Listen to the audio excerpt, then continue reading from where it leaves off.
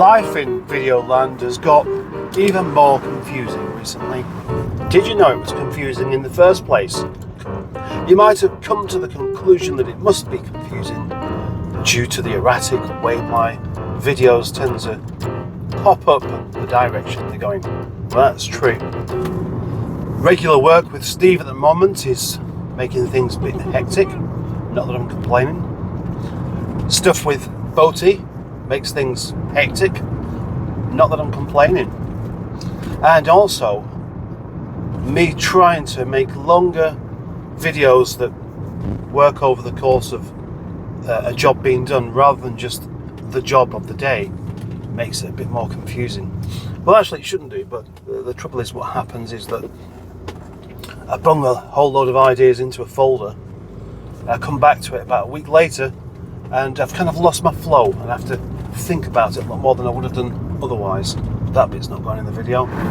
Then there's Fix It Carl, who I'm doing regular things with as well. The thing is with Carl though, he just comes along and gets on. He doesn't ask for any help, he doesn't need any help. He has all of his own tools, he doesn't need to borrow anything, he doesn't need anything. So whilst he's here, I can just do some filming.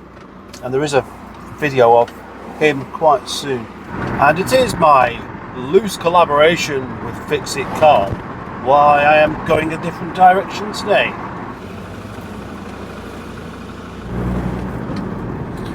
There's a Rover 45 up in Castleton that could do with being saved, and Carl's on it. Carl wants it. He doesn't want it, but he's kind of put me onto it. So look, could we do something with this? So I'm going to have a look at it. Going to have a look at it and just see what its general condition is, and then report back to Carl and see what he says. Carl used to be of the opinion that Rovers were cack, but these days he likes them, like many people do and should. This car is currently sat on the back of a flatbed, and it's being advertised on Facebook, and of course the scrap men are straight on it because they want to buy it and just weigh it straight in, because there might be £20 to be made on it, or £30 or something like that. And I prefer, personally, for it to be saved, if possible. There it is. The only thing is, the guy who owns it isn't here. And as you can see, the car's right up to the bulkhead. And that means I can't open the bonnet. And I need to be able to do, because I need to be able to see stuff going on underneath the bonnet. The body looks solid, the wheels are nice, and it's got potential. What I'm thinking here though is the guy is going to want just scrap price, so he's not going to want any messing around. You know, just give us scrap price or a bit more, or Jeff off. I'm not really interested in doing anything else. We'll see. Some people are actually happy to help. Others just, well, it's on the back of there. It's not coming off unless it's being sold. So if that's the case, then I can't really agree to do any kind of deal with this, because I need to know whether the engine's okay, why you turn the ignition, nothing happens. It could be just the spade connector on the starter motor. Well, it turns out this chap's actually quite helpful. He rolled the car back on the truck, and we got the bonnet open, oil's fine and everything, all the things to check are fine, but the immobiliser seems to be kicking in and doing a thing. You know, saying, I'm not starting, I'm not prepared to start. Anyway, it's just had a jolly good valet, apparently, and it was after that it stopped working. Why? I don't really know. But the BCUs on these obviously do cause issues. Yeah, the BCUs. Sometimes the BCU will just go, I don't want to work any longer, and then suddenly it doesn't work any longer, and that's where the problem could well be. Turn the ignition, hazard lights come on. It turns over, but no go-go. There's some petrol in it, but no go-go. What could it be? It BCU go-go, no go-go. The no go-go of the BCU go-go-go-go-go. It's time to stop that now, I reckon. Now, understandably, the man who has this car on the back of his truck is a working man.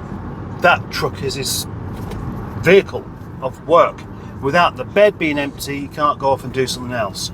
So he needs that off the back of there now, and he's got nowhere to store it. And why would I even ask him to store it when he's not going to gain anything on it other than the scrap price which he's been offered?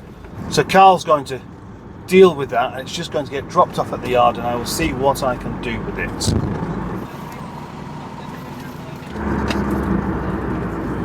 So let me introduce you to the newest car of the yard. It's called Nevillle. Nefarious Nevillle. Lovely colour, isn't it? It's that lovely colour, that lovely red colour that they did. Yeah, I've seen it before, quite a few of them. It has leather seats, bit of door card trim missing, the obligatory sagging headline. Oh, gosh, it's awful actually, it's really bad. What a terrible job that one is. Bit of trim missing off the door. Ooh, 4 electric windows. Wonder how many of them work. Now this is the problem so far. Yep. Okay, stop. Other fob. Ah, there we go. But the hazard lights carry on going. Oh, hey, almost started then.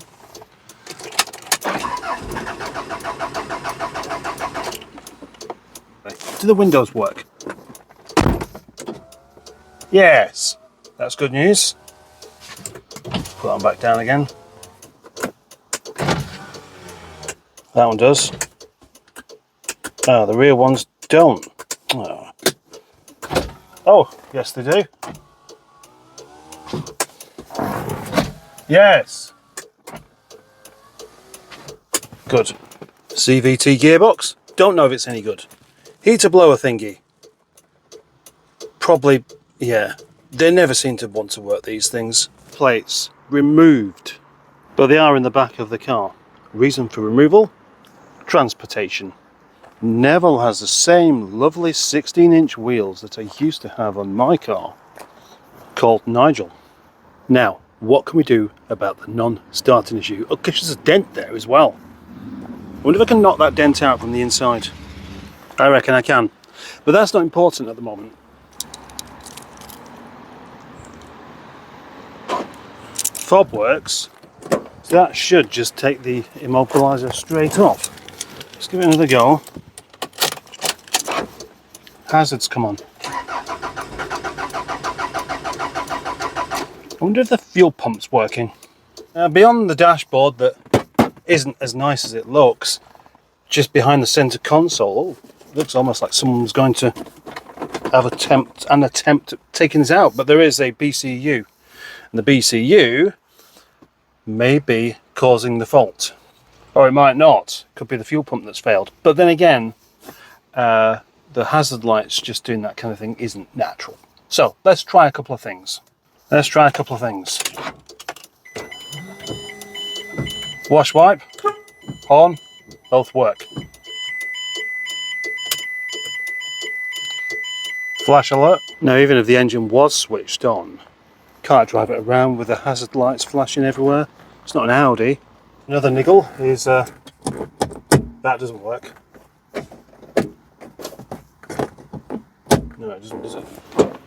That does. Gosh, look at the state of that. What about? Yep, works on that side at least.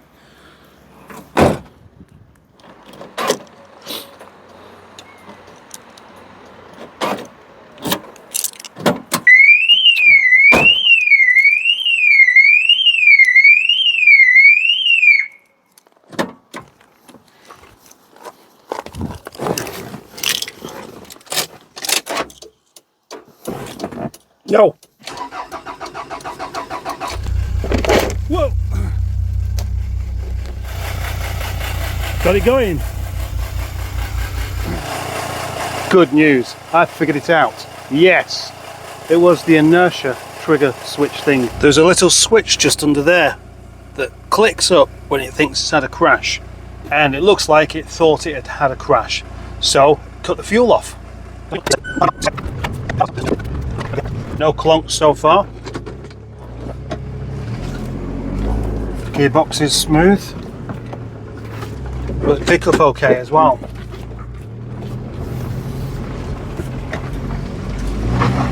Yep, perfectly good. Very good. Excellent. Might just be a winner. Imagine that, eh?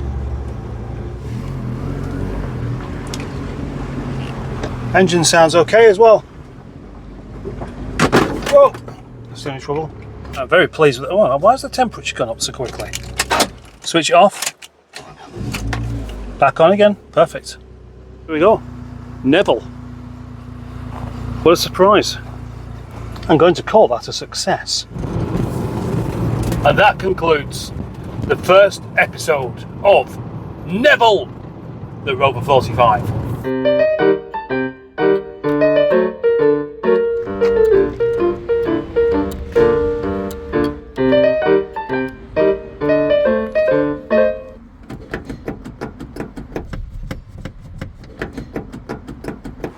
Coming back to this car called Nevillle 2 days later, I have a problem with it, and that is that the door doesn't open from the outside, and equally it doesn't open from the inside either, and that's why I've taken that handle off and that. So I've just got to try and prise this open, and oh, look at all that dog hair down there. Oh look, there's a £1 coin. Well, I should be able to just kind of yank it out, but of course, you know, there's lots and lots of clips that are all doing their job, because that door doesn't feel like it's ever come off before. The headlining's kind of in the way, and I can't get on the other side of the car. So I can't get on the other side of the car because it's Tom's car. Oh, bloody hell. Oh. Right, so can't bother turning it around now though. I'll just climb at the back. Unfortunately, the chances of the door card coming off without getting a bit of damage is quite small, but I'll do my best. Having got the door open, actually, I didn't need to take it off. I waggled it quite a bit and suddenly it popped open, which is quite a good thing really, because now that this is open, I can see there's more problems than I originally thought. My assumption was that the child lock was on, but it appears to be stuck on. And then just here, some evidence of somebody getting frustrated with it, so it's all a bit worse than what I initially thought. So now it's open and I've pushed this closed again, it won't reopen because that won't move. These don't seem to want to do anything, and the outer handle also does nothing. So now we have that instead, which is worse than it not opening in some ways. I reckon if I took that next door for an MOT, they'd fail it on that, yeah? So, the solution is going to be to take the latch off, which isn't what I wanted to do particularly, and then either replace it or see if I can fix it. That's the easy way of taking it off. What I am pleasantly surprised by is this handle's not even broken. Look, it's fine. That's a bonus. Yes, good.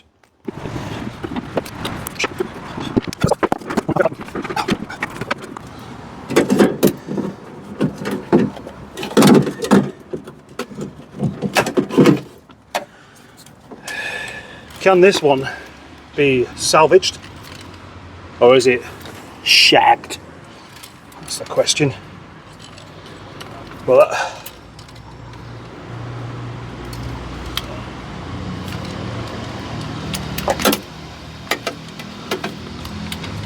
that doesn't work. Let's take it off. The simplest solution to things that don't work is, of course, to simply replace. And that is what I'm probably going to have to do. The only thing is, although I've had loads of these door actuators in the past, there's a fairly good chance that the one I need I've already sold to somebody else for a lot less than what I'm going to have to pay for another one. I was about to go on the hunt in the stores, what used to be stores, to see if I could find another one of these, but with a little bit of fettling it seems to have fixed itself. Door locked, open from the inside. Locked, open from the outside. And try again. Inside, outside. Good. I think we can call this another win. Opens. Could have pulled that lock. Could have put that lock back together again, but that's a start, isn't it? Now, back to Nevillle. Nefarious Nevillle. I just finished fixing this door handle. Look, that properly works now, and it works enough to actually not do it properly. And it locks. Good. All working now as it should do. All I've got to do now is replace the door card.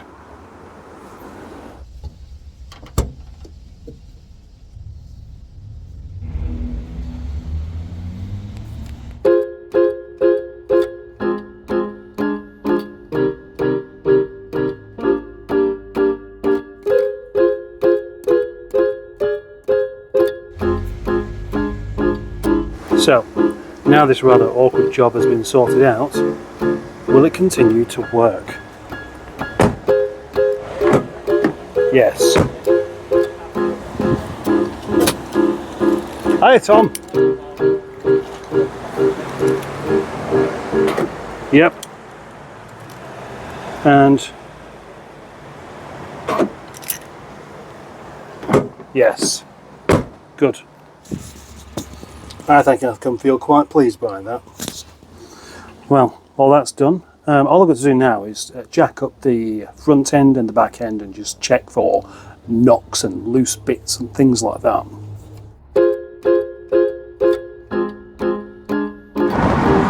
Anyway, thank you very much for watching this episode, the very first episode of Nevillle.